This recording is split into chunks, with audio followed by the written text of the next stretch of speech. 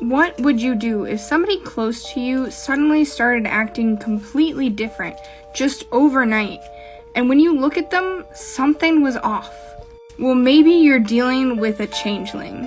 So let's talk about what a changeling is, and interestingly enough, so many different cultures have their own version of this thing. So the general idea behind changeling folklore is that something came in the night to steal someone away and left something else in its place that's almost a perfect copy.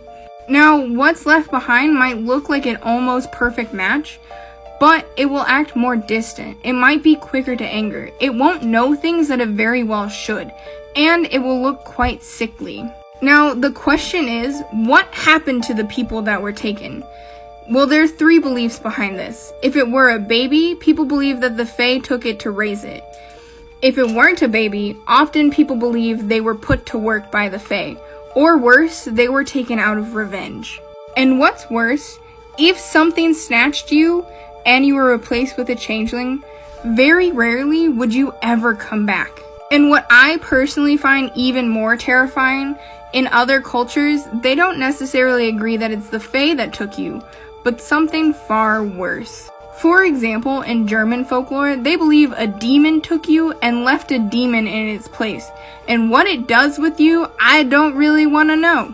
But anyways, the next question is, how do you get rid of a changeling? And the methods people usually use are quite horrible.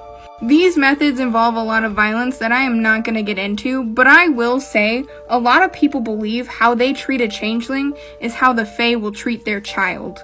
Now, some of the less violent methods are making a changeling laugh, or confusing it and getting it to say its age and or name. Now, there are methods to avoid being snatched by a changeling in the first place. One is keeping something that has iron on you, because people believe that the Fae don't like iron.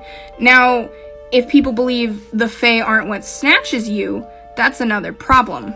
And in most stories, it's a baby that gets snatched, but that doesn't mean adults are safe, because anyone unbaptized is a target for a changeling. And especially an unbaptized person who expresses envy or admiration. Now, it's also really important to remember that a lot of people cry changeling for the worst reasons. It could just be one simple small behavior that they don't like. You can take the example of Bridget Cleary for that, and I do have another video on her that I did a while back.